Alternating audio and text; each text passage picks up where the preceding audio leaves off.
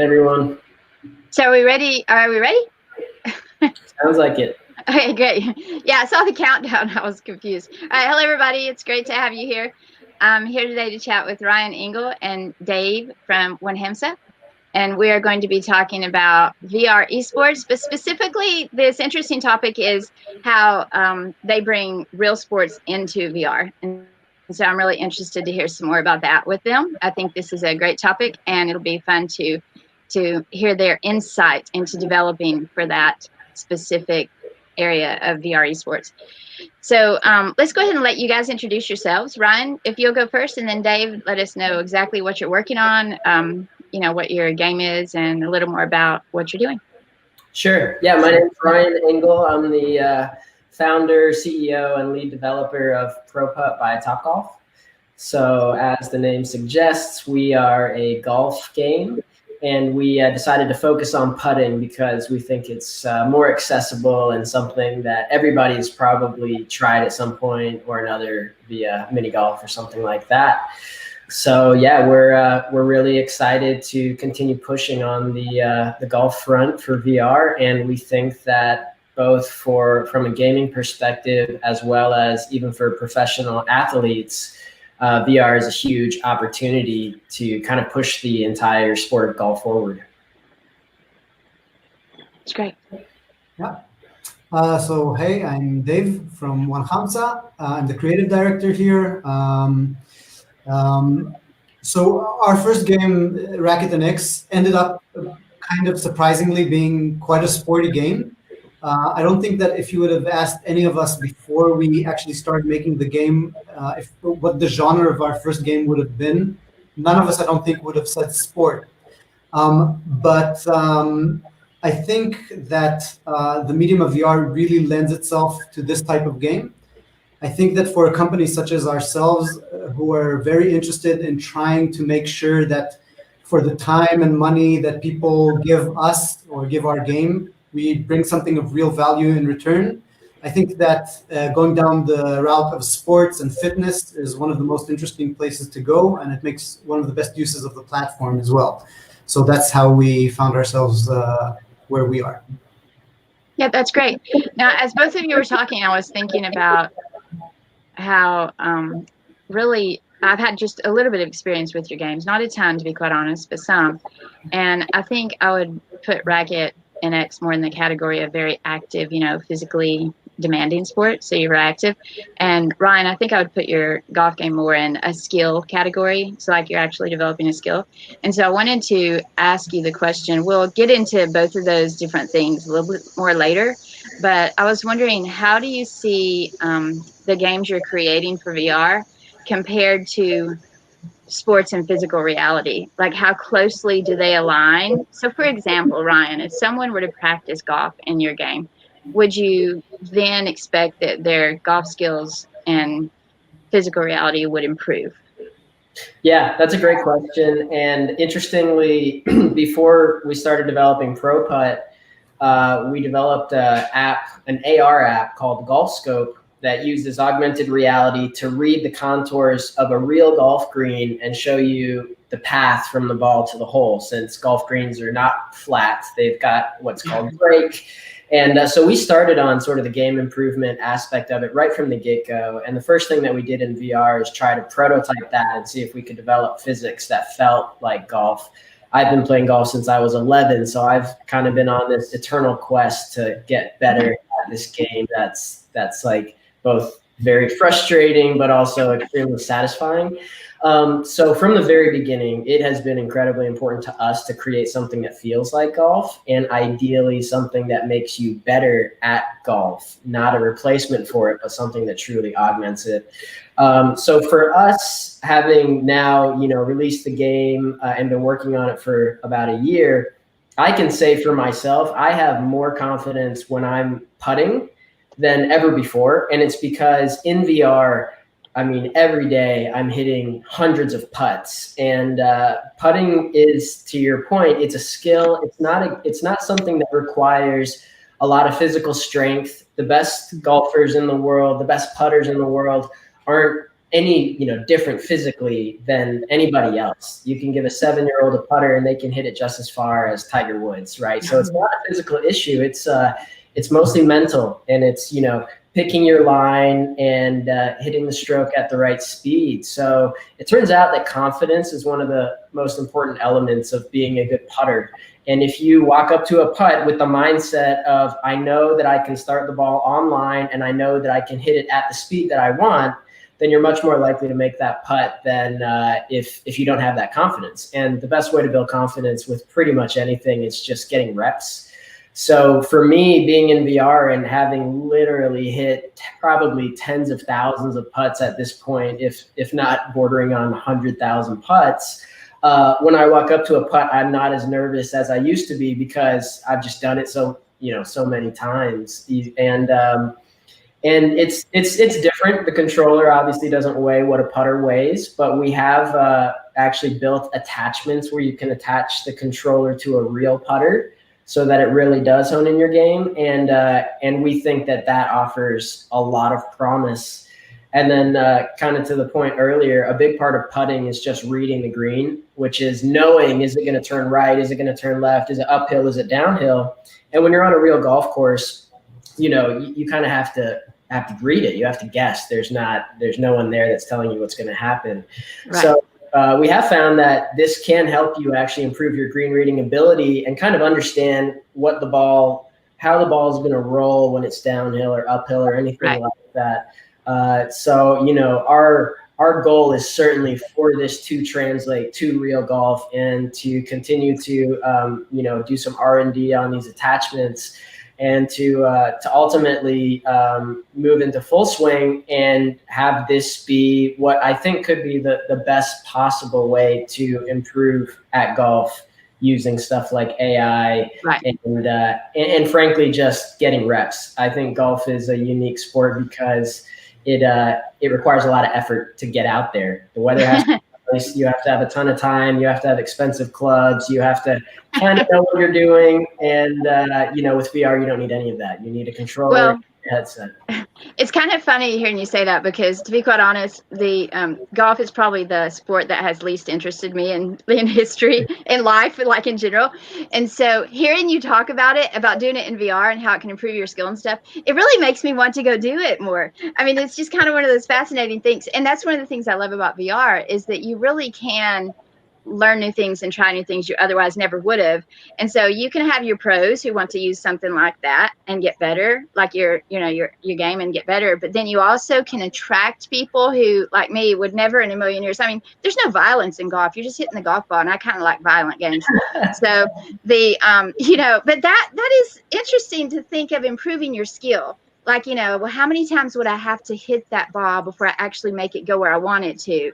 I like that. That's great. So, I see the application across the board from people who've never done golf or played golf to people who actually do and want to improve their skills. So that's great.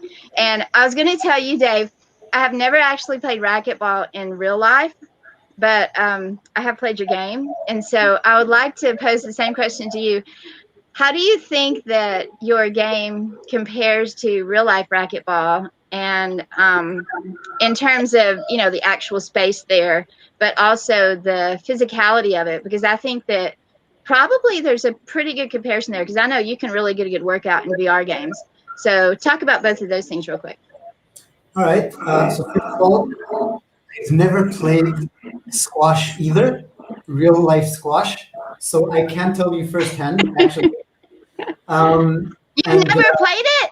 No, I haven't played racquetball, I guess you call it in America, right? Squash. Yeah, I was totally confused for a second. I was thinking you were talking about some kind of football or something. You go knock people down, but but I can relay what I hear from people who play it regularly and have been in contact with us, or friends who've been playing the game and play it regularly, and they say there is a lot of transferable skill.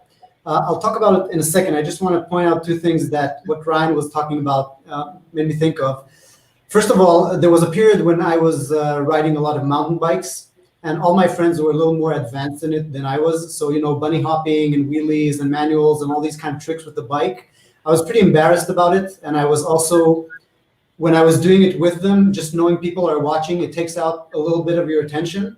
And I actually found that the most progress I made by far was going out at night to the park and just practicing on my own. And when you're talking about golfing in VR and being able to actually improve your skill, and then when you get to the actual court, you feel more confident, you're more familiar with the situation.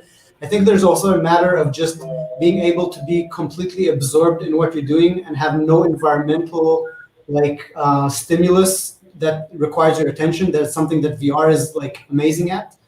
So yeah, that sounds super, super cool. Well, and you can have, I'll pop in there and say, like, I think there are some VR games that aren't necessarily the most well made. And so you are distracted by the environment. So you're going in there to get rid of the distractions, like what you just said, but you're yet distracted because it's just, you either have a poorly made game or it doesn't function or something. And so I do think that, that their game actually is amazing. I mean, it really makes you feel like you're really there. It looks like you're really there. And so if you have a game that actually works well, that looks good, I think that makes a big difference in how you feel about it and the experience overall. So like for VR esports, competitive VR esports, we always tell people you have to have certain things like spectator mode and, but the basic fact is you have to have a good game, Yeah. I think what you mentioned about like just lack of distractions in VR, like Racket from day one has been basically you alone in an arena drifting in outer space. There's nothing else around you, right? And I know in Corona times this actually might sound weird, but for me, one of the most revelatory experiences was one of the first times I played the prototype we were working on alone at home. And I live in the middle of the city, right? And I was playing for like 40 minutes. And when I took it off, the headset, this was a really early Vive development kit, I suddenly realized that I had the feeling that I only get when I go out to the desert, where I forget that there are other sentient beings around me. And it's such a feeling of freedom. So again, I know that right now people are actually looking for more sentient beings around them. But at the time, and I still think this is a strength of VR, like just the feeling of isolation that it can give you, just peace of mind. Like I'm alone, I don't have to care about anything around me. So yeah, to your question though. So for us, if Ryan comes a lot more from the actual sporting and actual golfing direction, we actually come more from the gaming direction than from the sporting direction. And that's also the kind of the vector that we took with Racket. So we took this very basic like mechanic of real life sports, a racket and a ball. But really, the direction we took it is very much arcadey, very much gameplay oriented, very much like, game rules and bars and scores and all that. And of course, what that means, among other things, is that we're not constrained to real life physics. We can play around with how the ball returns to you, what kind of gravity happens. We have all these weird things happening where if you hit the ball strong enough, it kind of plows through the wall before it jumps back to you. And so in a lot of ways, this is not a real life sport game at all, right? Yeah. And if you compare to racquetball, you actually also don't have lateral movements. Your movements are very much you stay in the center and turn around because the arena is a 360-degree dome around you, a VR limitation basically. However, I think that there's certain motor pathways that you develop with racket. Like our physics might not be entirely real world, but they are extremely tight and extremely consistent and very nuanced. So the different repertoire of movements that you learn, like just the angling of the hand and how you spin the ball and all these little things, this is a repertoire that actually is transferable. I've heard this from many people and I've experienced it myself not with squash or with racquetball, but with other racket games.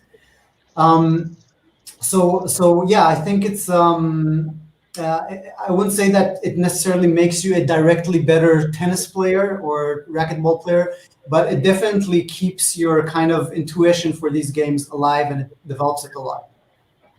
How difficult was it to get the physics the way you wanted them, as far as like you were mentioning, you hit it a certain way, or you twist your hand a certain way, or hit it harder or less hard or whatever? How difficult was it for you guys as developers to get the physics the way you wanted?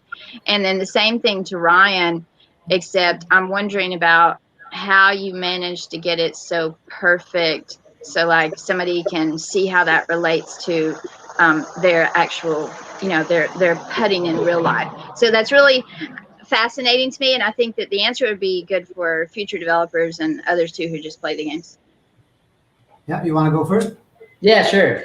By the way, Dave, I've played your game, and I played tennis in high school and been playing tennis almost actually even longer than I've been playing golf. So, and I did play racquetball for a bit, and I will say that the translation was awesome, and you guys did a great job of capturing what it feels like to play those games. For me, I'm naturally a very competitive person, and this like adds that, which is great. And I totally agree where, the difference between being good at the game and great at the game from my perspective, and I don't claim to be great, is just the intricacy of timing and these little angles and when to apply power and stuff like that.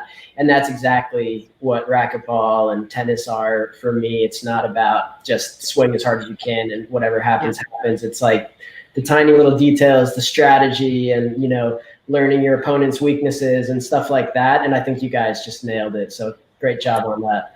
Well, that's where it comes into becoming a sport versus just somebody out here swinging a object and hitting a ball. I mean, I think what you just said right there, Ryan, it perfectly describes to me personally what it means to be a sport. Your goal is to improve and learn the intricacies and the strategy of how to do that. So I love that answer you were just talking. Well, it wasn't really an answer. You're talking to him, but I think that's a great point to make as far as what it means to be a sport, because people have that argument too about what makes a VR esport a sport. Is it even a sport? Absolutely, because we have those same physical things to consider. And you just stated that. I'm going to go clip that later and put it somewhere. So, okay, talk about your how you made it that way for how you did that as a developer.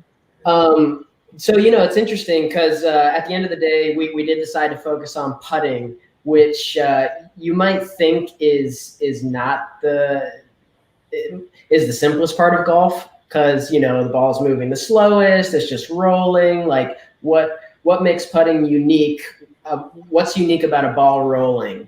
And it turns out that it is actually a pretty insanely complicated thing, and most games kind of fake a lot of it because it looks good enough. But we couldn't afford to fake it because anyone who's played golf knows what it looks like for a golf ball to roll. Yeah. And thankfully, there are many PhD students and many very in-depth with a lot of random symbols and number equations out there that describe every aspect of putting. And, without getting into too much detail, basically it comes down to a few things. So one, a ball can either slide across a surface or it can roll. And in golf, ideally, you want the ball to start rolling as fast as possible so that it's predictable. And it's actually more about just it consistently starting to roll versus it having to roll sooner. It's about creating consistency, because when it's sliding and when it's rolling, the physics are completely different. So that was kind of interesting, and we give everyone the benefit of the doubt, and we get the ball rolling very quickly. But the other major thing that affects golf and putting is the speed of the green, which is probably something a lot of people don't really think much about. But the difference between a ball rolling on a thick carpet versus concrete is night and day, right? On concrete, the ball never stops. On thick carpet, it might only roll a few feet. And in golf, they actually have a term called stimp that they use to measure the speed of the green. And the way that they measure it is kind of fascinating. It's actually a very simple process. They have this ramp that's at a known degree and a known distance. They roll the ball down the ramp. So when it gets to the bottom of the ramp, it's always going the same speed. And then all they do is they find a flat part of the green and they measure how far the ball goes. The further it goes, the faster the greens are. So to put it in perspective, at your local golf course that's not private, that's, okay, but not great, the stimp is going to be something like a 6 or a 7. That means it's going to roll 6 or 7 feet after it gets to the bottom of this ramp. For the Masters, which happens in November, it's the most prestigious golf course of the year. It's for professionals. It's at, arguably the most exclusive golf course, Augusta. And their greens can roll at like 15. So in one case, the ball rolls 6 feet. In another case, the ball rolls 15 feet. I mean, it's like people say it's like putting on glass. Like it's just you tap it, and then whatever happens is going to happen. And that has a huge impact on the way that the ball rolls and where it stops and where you can leave it. So we spent a very long time on our physics before even going into VR, because we had to get it right for our other application, which is reading the green in AR. And even in that application, you can adjust the speed of the green based on what golf course you're playing, so that we can get that right. To put it in perspective, if you have like a 10-foot putt that has, let's say, that curves left to right 1 foot on your municipal court, it'll probably curve 4 to 5 feet on Augusta. So the amount that the ball is actually going to break to get to the hole changes dramatically based on the speed of the green. And it's just based on how balls roll down different surfaces. So we had to spend a lot of time studying that, some trial and error, getting that physics right. And we actually didn't even consider building a game at all until it felt like it was putting. So we did that, and we focused on the rolling aspect, but that's not the full story, because sometimes the ball leaves the ground, and when that happens, it's not rolling anymore, and it's a completely different type of physics. And unlike Racket NX, we do have gravity. So thankfully, gravity is a well-studied phenomenon, and it has very specific properties. So after the ball leaves the ground, we have to turn that into kind of a projectile motion problem. And then where it gets interesting is when the ball hits the ground again, it doesn't immediately start rolling. It can bounce. What's the process of going from bounce to rolling again? In the real game of golf, it depends on the moisture of the green, because it's not a concrete surface, so it's not going to bounce very much. The green absorbs some of that, so you actually lose some energy, and then it starts rolling. And thankfully for us, the green conditions on a real golf course can change literally throughout the day, based on moisture and temperature and humidity and all of these things. So, at the end of the day, what you're really trying to do with physics in a sporting game, from my perspective, is create as realistic of an impression as you can. But really, you're just trying to trick the brain into thinking that into it being predictable and it feeling right. It's got to feel right, and it's got to be reproducible. Yeah. So thankfully for us, that gave us a lot of leeway, because we could kind of tweak it till it felt right, knowing that there probably are conditions out there where this would work, because the difference between a really hard green and a really soft green creates incredibly different bounces. So there are, probably conditions where this will work, and we're just going to pick something in the middle that just makes the game more fun and more playable and feel more realistic. So in that respect, we had some leeway. And now we're working on Full Swing, which we plan to release around the end of the year for sort of the Christmas timeframe. And that creates a whole new array of physics problems where, catching air and doing a projectile motion problem is actually very simple. But when you start to consider air density and, dampening and wind and stuff like that, that affects what's going to happen to a ball. But golf is particularly unique because golf balls have dimples.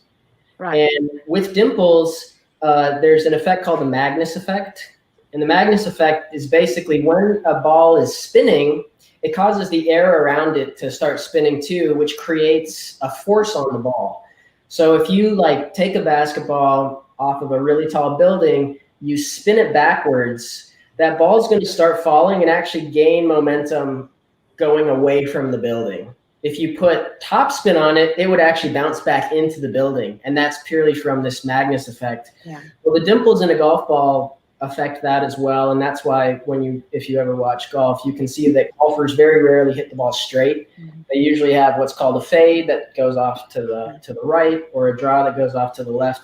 So it's actually been really fun to play with, Full Swing, try to try to capture hitting draws and hitting fades, because as a golfer, that's kind of what makes the game even more fun. It's not just hitting the ball straight at the target. It's, do I want to curve it around the trees this way? Do I want to go under? Do I want to put a lot of backspin so that when it lands on the green, it's actually going to spin back towards the hole? And it just gives you, when you get good enough at golf, you kind of feel like it's more of an art where it's like, what do I want? What do I ideally want the ball to do? And I've got a few different things I can make happen. So for us, trying to get us close to the feeling of what it feels like to play golf and giving you the tools to kind of express yourself on the golf course, we still feel like we have to get as close to reality as possible with the physics, so that anything you can do in real life, you can do here. One benefit we have is we can give you a little nudge. So, if you're a golfer and you have a hard time making contact with the club, we can help you out there. We can make sure you hit the sweet spot of the club more often, and we can kind of get it started on a better path and stuff like that. But once the ball leaves the club, like that's where we draw the line. We can help you get it started, but once it's started, we will not mess with the physics, and we will not do anything that you can't see in real life, because then it just puts the doubt in the player's mind. Is like, well, I don't know. I feel like if I did this, it should have done that, but it didn't. So I don't know if I trust it anymore. Well, I really like your comment about it being like art, because right there kind of sums up part of what you're doing, that you're creating a great game and you're focused on getting those physics just right, but you're also allowing the player to make choices that will affect what happens to that ball.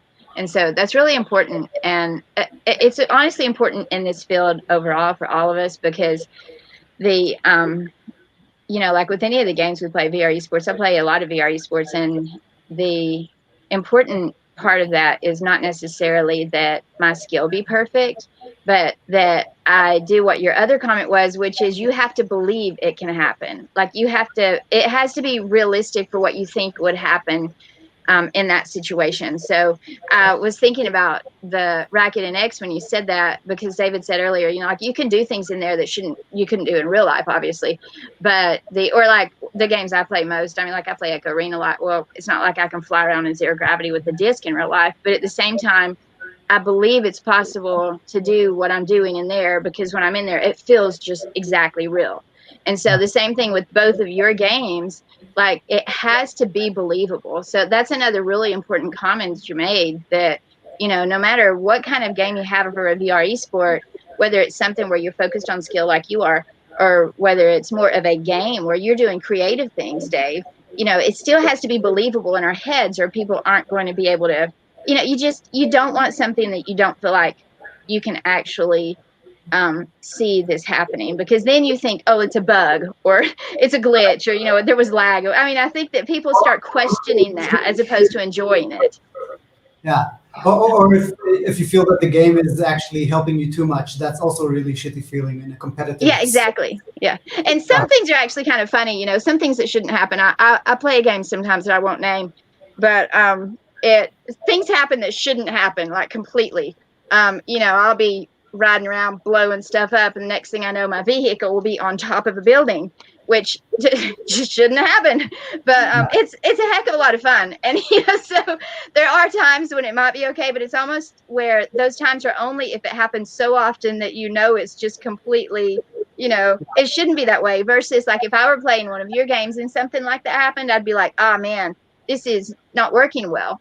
And so I love the fact that you're putting so much time and effort into making it perfect, so that when people like me play it and use it, or experts, like if you really had a racquetball player or a golfer, but whether a person is a professional or someone who's just trying to try out the game or whatever, or an intermediate player, then it's really important that you be able to enjoy it, but also that you be able to believe it for a sport, I think, for an esport. Yeah. I think for us, the tricky part was a little different. We had, I guess, a bit of a discount when it came to some real world phenomena that we wanted to replicate perfectly. And as Brian, I'm sure, will testify, like physics in computer graphics is pretty unruly, especially real-time physics. And so if you want to get it is extremely tight and to behave in a really specific way, it's actually quite difficult. And for us, again, coming from the gaming rather than from the real life sport direction, we wanted, the tricky part was finding a balance between something that on the one hand was intuitive to use, and anyone picking it up would be able to apply their real life physical knowledge in order to get it working the way they wanted. And on the other hand, introducing a whole new set of physical rules that are predictable, consistent with real life physics, at least enough so that they interact with one another in a very reliable and predictable way. And like you guys said, capture and hold the player's trust. Because here I have a different kind of thing that I need to convince him, and that is, listen, I know this isn't exactly what you experienced playing tennis or even soccer, right? But trust me, it's fine. Just do what you think is supposed to happen, and it will happen. And then what happens is that our job is consistently trying to figure out what the intention is and having the game play off what we understand the intention to be. All right. So one of the things we noticed, for example, was that people missed the ball in a lot of places where they thought they should have hit it. And usually that would have to do with reach. They imagined the reach of the racket to be longer than it actually was. Ah. So the collider for the racket in Racket NX actually extends a little bit the faster you swing the racket. And I think there's also a function of the further it is from your center of view, all right? And it's kind of a cheat, but actually it makes you feel more fair about the game because it behaves more in a way that is what you intended for it to happen, right? And it's not a huge difference. It's not like I add a couple of meters to it or anything like that, but there's something along, you know. And then a lot of what we did in order to actually rein in the physics is we rely on the physics. We're actually doing this with our current game as well, which isn't a sport game, but it's a very physics-based game. We rely on the basic physics system to tell us when collisions occur, what the masses and velocities involved are like, what the vectors of collision are like, et cetera, et cetera. But at the moment of impact, we say, all right, thank you, we'll take it from here. We take all that information, and then we do our own elastic calculations with it and our own spin calculations with it, et cetera. So I'll give you an example. In Racket NX, because we have that mechanic I described earlier, where when you hit the ball with force, it actually plows through the wall. That's a basic mechanic. That's a way for you to actually hit several tiles at a time. And so it's very important what direction it starts rolling in once it hits the wall. So we have two factors here. One of them is the ball's spin, which makes sense. If the ball is spinning in this direction and it hits the wall, it will continue in that direction. But we actually discovered that, you know, first of all, controlling spin is quite difficult. And also there's another factor that is completely not physical, but which actually, when we involve it, makes players feel like they have a lot more agency and the ball does more what they want. And what we do there is we actually take the direction of the swing, how the player swung the ball, the arc, right? So when I give a swing, I kind of draw an arc. So I take the plane that the arc is on, I project it further into the wall. So if I swing this way, for example, I made this plane, I project that onto the wall, and then when the ball hits, it actually goes on the direction of the plane to a certain extent. Of course, there are all sorts of like follow functions there, etc. But so I use that kind of thing. And so we have like, a plethora of these little mechanics that are kind of, on the one hand, defining a new set of what physics works like in our game. On the other hand, they need to be extremely consistent and predictable so that you can learn how to use them with reliability. And the third aspect of them is that they need to be close enough and consistent enough with real world physics so that your operation of it, you are a physical body, you have a physical racket, will yield predictable results, right? And just one more thing, we're talking about skill as a definer of what sports is, and maybe artistry as well in a sense, but I think skill for me is like one of the main thing. things. And like Ryan, I'm extremely competitive, maybe a lot more than is becoming for my age. And I think that Ryan, I guess, channeled his competitiveness through sports. For me, it was through games. So the games I play are highly competitive games, StarCraft 2 and Overwatch, and games that are just like PvP all in. It's just like you're better, you win. You're worse, you lose. That's it, right? But I think a defining factor there in all of these games and in sports is that your skill ceiling is extremely high, if even existent, right? Like you can always be better. And that has been for us like one of the few ideals that we held in front of our eyes throughout the entire development of Racket. We want the game to be extremely skill-based and the skill level to always have a higher ceiling that you could reach. And I think that in a lot of ways, that's what separates it from an arcade game to kind of a sport arcade game. Yeah. Well, you just made me think of a good question here. This wasn't a question that I had planned to ask you, but you were talking about being more of, the gamer background, and then Ryan be more in a sport background. So I'm sure you probably played different athletic games when you were growing up, Ryan. And so for me, I was a stay-at-home mom. I homeschooled my kids before I put on a headset in April 2017. I had never even heard of virtual reality. And so now all I do is talk with guys like you about VR esports and write articles and promote VR esports because I think it's the most spectacular thing. Like, I absolutely love it. And so this is one thing about virtual reality and, specifically VR esports for the purpose of this talk, but virtual reality in general. Don't you think it's the most amazing thing that it can bring so many different types of people together from around the world? You're in different parts of the world too. We're so different. All of us here in this little tiny group of 3, we're so different. Our backgrounds are different. And think about that on a much bigger scale with all the people we have in this ecosystem. And so I was wondering if each of you, we have just a few minutes left, but if each of you could kind of talk about what you think in regards to the benefits and opportunities for VR esports as far as like fitness and mental health, because like Ryan, with yours, for example, I know it's not going to, for example, maybe get your heart rate up as much for cardio, but you might have, let's say, an older golfer who can no longer go out for various reasons, health or transportation, whatever. Maybe they don't need a huge cardio workout, but they just need a little bit of workout.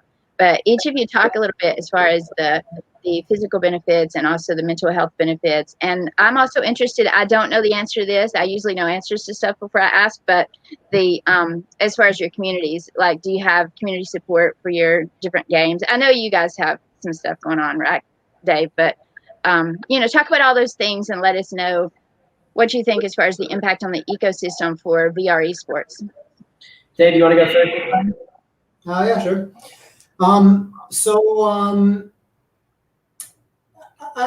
going to kind of try answering that in the abstract and kind of not focus specifically on cardio and Sure. on the fitness aspect, but more on the aspect that I'm guessing is what actually got you interested in it, Sonya, as opposed to PC games.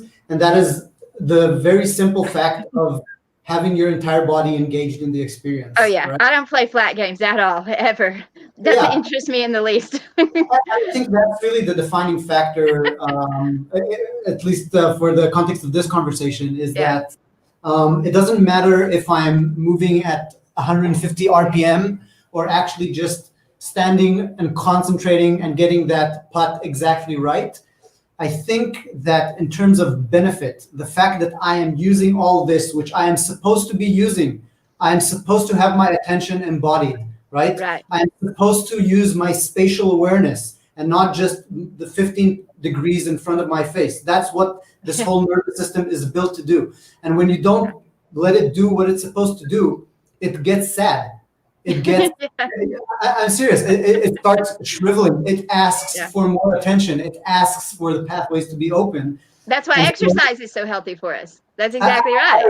I agree. But even just the fact of standing with your body, being completely concentrated and engrossed in where every limb of your body is, and the precise angles of your hand holding the golf putter, I'm sorry, I'm not sure if that's the way you call it, but English is my second language. And so and just having like this awareness in front, like in your environment. In Racket, we also use spatial audio as like a staple of the game. So you're constantly having spatial awareness around you. These things are so important and healthy for us. It's kind of a little bit of being a hunter, just a little bit. You're kind of a little bit more aware of what's happening. You're a little bit more embodied. You're a little bit using your senses.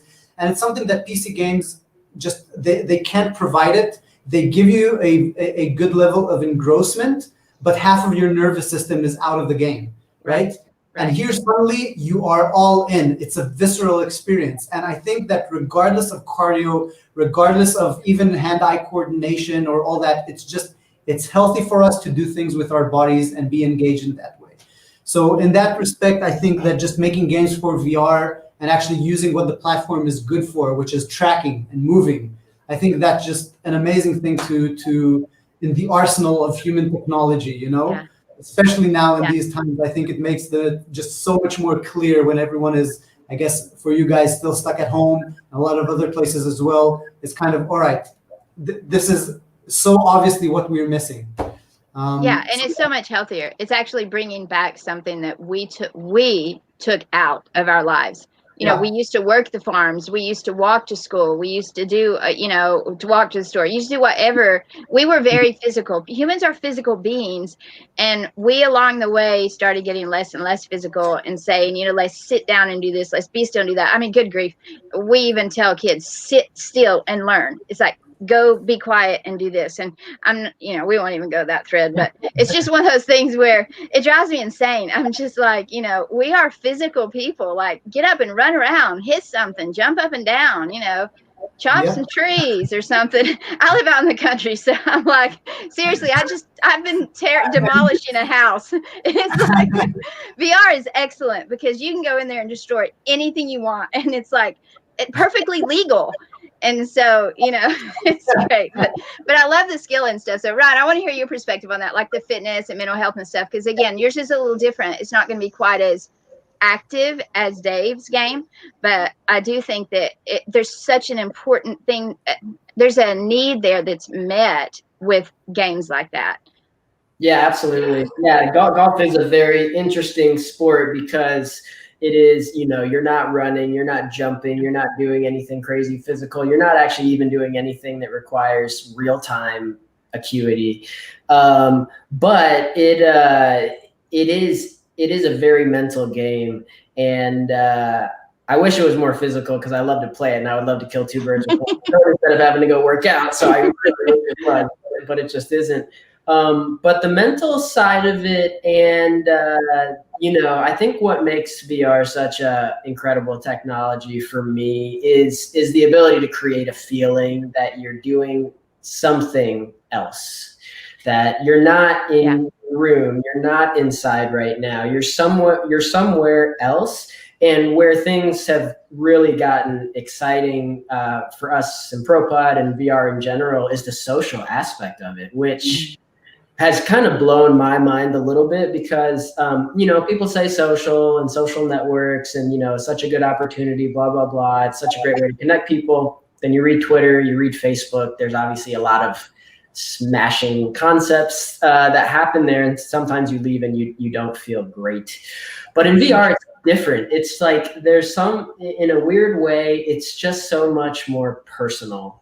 And seeing the person kind of face to face, even though it's not your real face, and sometimes the avatars get a little weird, but just seeing the other person there and knowing that you're in this space together and knowing that they're going to see your actions and you're going to see their actions, I feel like just makes you feel like you were there with somebody. So it's been incredible for us.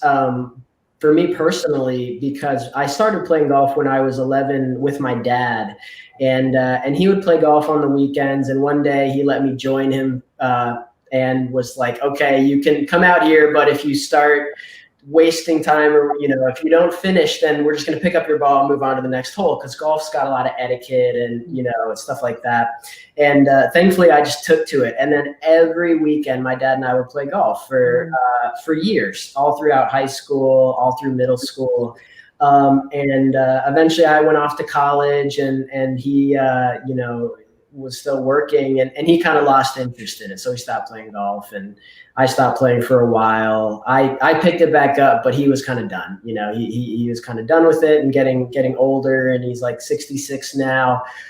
And he plays pro putt every day for like literally at least an hour and a half a day. I'm like, Dad, I don't play as much as you, and I made this game like this is insane.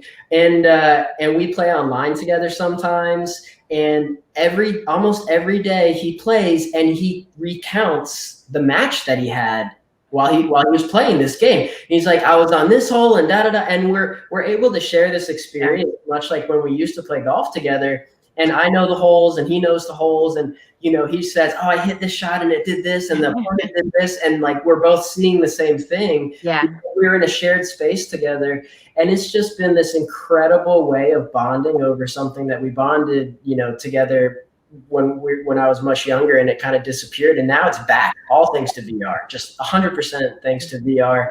And he doesn't play any games. He doesn't care about technology or anything like that. So it's been so cool that he's been part of this journey, and that he's not just playing it because he's my dad, but he spends his time playing it. He loves the game, and it's got him into golf, and that's been super cool. So in that respect, I think it's great because, here in the States, we are trapped inside for a lot of the time. I live in Austin, Texas, so the weather can often be very hot, and you don't even want to go outside. Well, now I can go play golf, and it's like, 75 degrees inside or whatever, and I got the fan on, so I feel like I'm getting the breeze. Yeah. And sounds, I feel like, are so incredible for VR too, like the spatial audio, but also ambient sounds and lighting. And I'm really excited as the graphics get better and we can do more, and it make it feel even more immersive.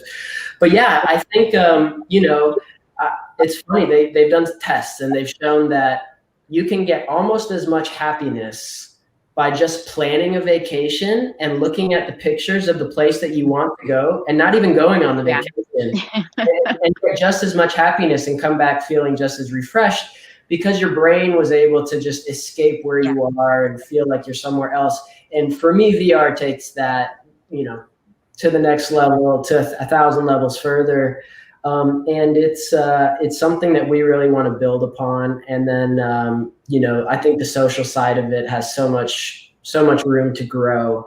And that's our next big focus is going to be introducing more social activity into it, so that groups of people can spend time together. And we've even had some people say, I'm starting to do my sales calls in Pro Putt, because it's such a non-threatening environment. You can take your time with the shots. So, a lot of salespeople used to close deals on the golf course, and that's not happening. But in VR, they can both strap on a headset. It's not a Zoom call, so it's not kind of as high pressure. Mm-hmm. You're both doing something, you're doing it together, and it kind of creates this environment where you might just feel more likely to share or just feel comfortable, that type of a thing. So it's been really cool to, hear from people that they're doing things with it that we just never would have conceived of. And we're excited to kind of double down on that side of it. And I don't think we're going to add cardio mode anytime soon. Unfortunately, I would love to figure out a way to make that happen. But we got Racket NX for that, so that's awesome. And we're really focused on, at the end of the day, our number one goal is to just make it feel like golf. And we think if we can do that, then it's going to give a lot of people that outlet that might not otherwise have it. That's great. Yeah, I think we'll finish up here, but when you were talking, what we call that what you described is presence in VR. We have presence. So when we're there with others, right now, I see you guys on a flat screen. And so obviously, I know that we're in different places and, we're still talking and stuff, but it just isn't the same as if when we're in a VR game together and I can touch your face, or, we can reach out and shake hands, literally, or you can grab that putter, you can grab that racket or whatever. And so I know I just covered a tournament for you guys, Dave, and wrote about that. And so Ryan, my next goal, I'm thinking for you guys, eventually, one of the big things I've been pushing is we need VR esports in the Olympics. And so when we do that, it's going to have to be some sort of game that is not a first-person shooter, because they've absolutely made it clear they'll never have guns. And you guys both have those kind of games. So does Greg, who isn't here now, but who does Marineverse. He is the founder of Marineverse. And it's the same thing. He does sailing. All of you guys have games that have the possibility or the potential. Golf, hockey, sailing, racket, Echo Arena, even though it's not a real thing. All those games are games that can be considered possibilities for future Olympic events. So keep developing, keep working on those communities, grow them, build them, make sure people know about the game. Let us know how we can help. And I appreciate you guys being here today. That was a great chat. You guys did a good job. Awesome. Thank you so much. It was great to be here. Dave, it was great to meet you too. You too. And thank you very much, Sonya. It's been a real pleasure. Oh, wait, just 1 second. Do you want me to go ahead and ask that question, Joe? Okay, I have one question real quick from somebody in the audience. Said, how does the future of your games? Oh, okay, I think we kind of just talked about that, because I was talking about some, tips for Olympics and just developing things like that. But they said, how does the future competitive scene look for each of you? And just make your answer very quick, because we have to cut it off in about a minute. Cool. Yeah, I can go first. Yes, we're very excited about tournaments. Golf's a unique sport in the fact that even when friends go out and play, a lot of the times people are betting money. It's one of the few sports where that's like kind of socially acceptable, and it just adds to something that's already competitive within itself. But yeah, we think tournaments are great. We think it's great for the community. We want to recognize our players, and we want to create, I think a big part of sports is creating stars and giving people the opportunity to see who the best are, and like, wow, I can't believe this person can do that. Like, that's incredible.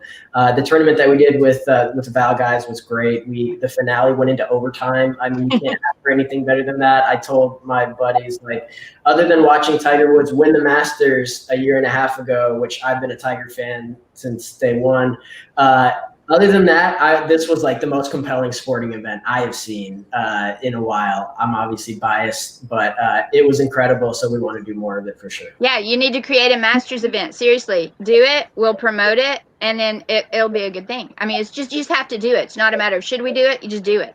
Okay, Dave, go. Yeah, for us, I think it's been growing steadily. We've had a few tournaments. The most recent one with Val was really, really cool as well. I think that at the top of our league, Racket is a multiplayer game as well, and the league is a competitive ranked league. When you go to the top tier, the competition is fierce. Just a while ago, I saw a finals game between two of our top players narrated by two other of our top players.